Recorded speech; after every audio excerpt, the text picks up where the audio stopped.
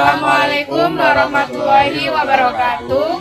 Kami dari kelompok F1 akan mempresentasikan hasil dari laporan penugasan praktikum terintegrasi. Yang pertama yaitu modul 1 dengan judul identifikasi kebutuhan pelanggan dan peramalan permintaan. Pada modul ini ditugaskan untuk membuat produk berupa rak gantungan kunci dengan terlebih dahulu mengidentifikasi kebutuhan pelanggan, lalu menentukan bernauli, lalu membuat kuesioner kebutuhan pelanggan. Selanjutnya menghitung rekapitulasi hasil kuesioner dan didapatkan fitur tambahan yaitu lampu. Selanjutnya peramalan data, yang pertama plotting data, selanjutnya evaluasi dan validasi peramalan, selanjutnya analisa dan pembahasan, dan yang terakhir kesimpulan. Pada modul 2 menjelaskan tentang detail engineering design dan proses manufaktur. Untuk detail engineering design yaitu perencanaan yang lebih detail memuat tentang desain gambar dan spesifikasinya. Desain yang dibuat pada modul 2 yakni rak gantungan kunci yang dilengkapi dengan rak penyimpanan buku dan lampu yang menggunakan bantuan software Inventor. Untuk proses manufaktur yaitu proses mengubah bahan baku menjadi produk jadi. Pada laporan modul ini juga membuat bagan BOM, OPC, dan assembly chart. Selain itu, pada modul ini juga melakukan perhitungan meliputi pengukuran waktu kerja pada operasi perakitan, perhitungan waktu baku operasi perakitan, perhitungan waktu baku operasi permesinan, dan perhitungan waktu baku untuk menyelesaikan sebuah produk. Selanjutnya yaitu pada modul 3 perancangan sistem kerja dan perbaikan metode kerja. Dasar teori yang digunakan ada 2 yaitu perbaikan metode kerja dan studi gerakan. Selanjutnya prinsip ekonomi kerja, prinsip ekonomi gerakan untuk merancang gerakan yang ekonomis. Selanjutnya ada PTKK yang di dalamnya nanti ada simbol terbik untuk menunjukkan apapun yang dilakukan oleh tangan manusia yang saat melakukan proses pekerjaan. Pada PTKK, ketika masih ada perhitungan yang out of control, dilakukan perbaikan dengan melanjutkan perhitungan pada iterasi selanjutnya. Lalu yang terakhir, desain perancangan sistem kerja perakitan di Inventor dalam bentuk 3D. Selanjutnya yaitu modul 4, perancangan kebutuhan produksi dan kebutuhan material. Yang pertama yaitu melakukan perencanaan agregat, yaitu pendekatan yang digunakan untuk menentukan jumlah produksi dan sumber daya yang diperlukan dalam waktu jangka menengah untuk waktu 3-18 bulan ke depan. Metode dalam perencanaan agregat itu ada 3, pure level strategi, CIS strategi, dan mix strategi. Dan yang terpilih dengan biaya paling minimum yaitu metode CIS strategi. Selanjutnya yaitu melakukan perancangan kebutuhan material.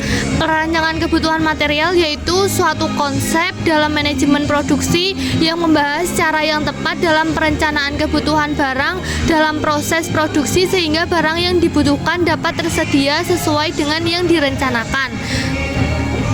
Langkah-langkah dalam pengerjaan MRP yaitu yang pertama menghitung data-data yang diperlukan dalam pengolahan data. Yang kedua yaitu menghitung dimensi part dan volume material. Lanjutnya yang ketiga yaitu menentukan biaya pesan dan biaya simpan. Lalu yang keempat yaitu melakukan pengolahan data manual dan software untuk perencanaan kebutuhan material. Dan yang terakhir yaitu membuat rekapitulasi PO release, kebutuhan material, dan POH atau project on hand. Selanjutnya modul 5 pengendalian kualitas. Yang pertama membuat sampling penerimaan. Ada 2 poin yaitu 1 sampling penerimaan atribut, yang kedua sampling penerimaan variabel.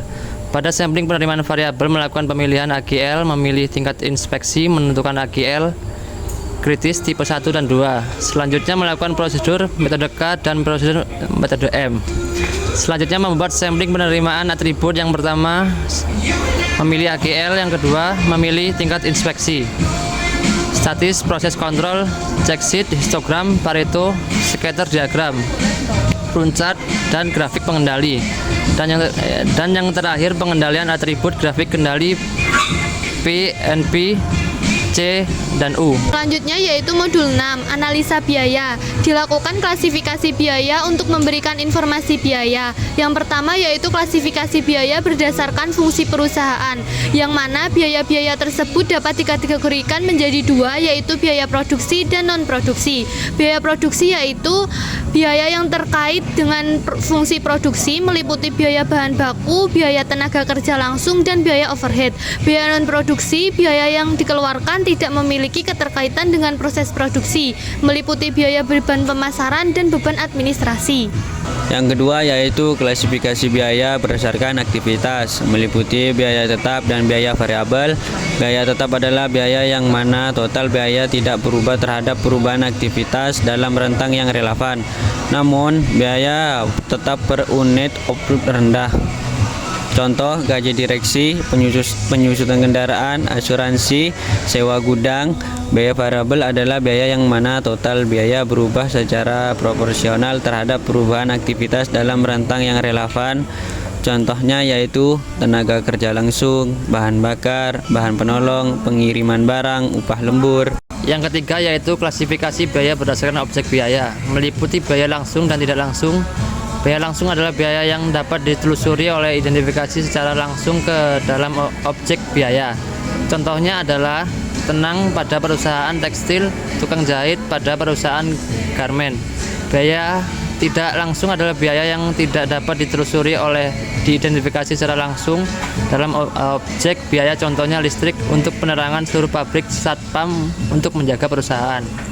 Pada modul ini dilakukan perhitungan biaya menggunakan metode tradisional. Perhitungan biaya dengan menggunakan metode tradisional yaitu hanya dengan membebankan biaya produksi pada produk. Adapun unsur-unsur harga pokok produksi yaitu bahan baku, biaya tenaga kerja, dan biaya overhead.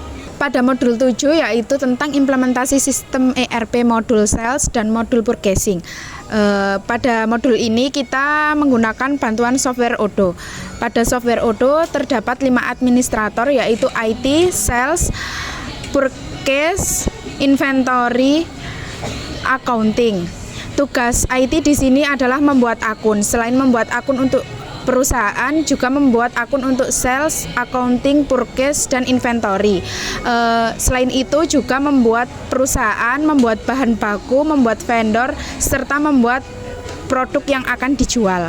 Selanjutnya yaitu purchase, bertugas untuk mengelola seluruh proses pembelian mulai dari permintaan pembeli, pembuatan purchase order, penerimaan barang, hingga pembayaran kepada vendor. Yang pertama yaitu membuat permintaan penawaran kepada beberapa vendor untuk mendapatkan harga terbaik. Lalu dilanjutkan dengan membuat pesanan pembelian berdasarkan RFQ yang telah disetujui. Lalu mencatat penerimaan barang berdasarkan PO. Selanjutnya yaitu membuat tagihan kepada vendor berdasarkan penerimaan barang. Lalu yang terakhir yaitu melakukan pembayaran kepada vendor. Lalu inventory. Setelah dari purchase, membeli barang, inventory akan mengecek persediaan terlebih dahulu jika stok tersedia. Dari pihak inventory akan memvalidasi pesanan tersebut. Jika stok yang tersedia kurang dari permintaan yang dikirim oleh purchase, maka nanti akan dilakukan back order. Selanjutnya counting. Jika counting menerima pesanan dari purchase, selanjutnya diklik, di payment, terus di validate. Pada modul sales yang pertama menentukan nama customer, lalu memilih produk, menentukan quantity, send by email, create invoice, lalu save.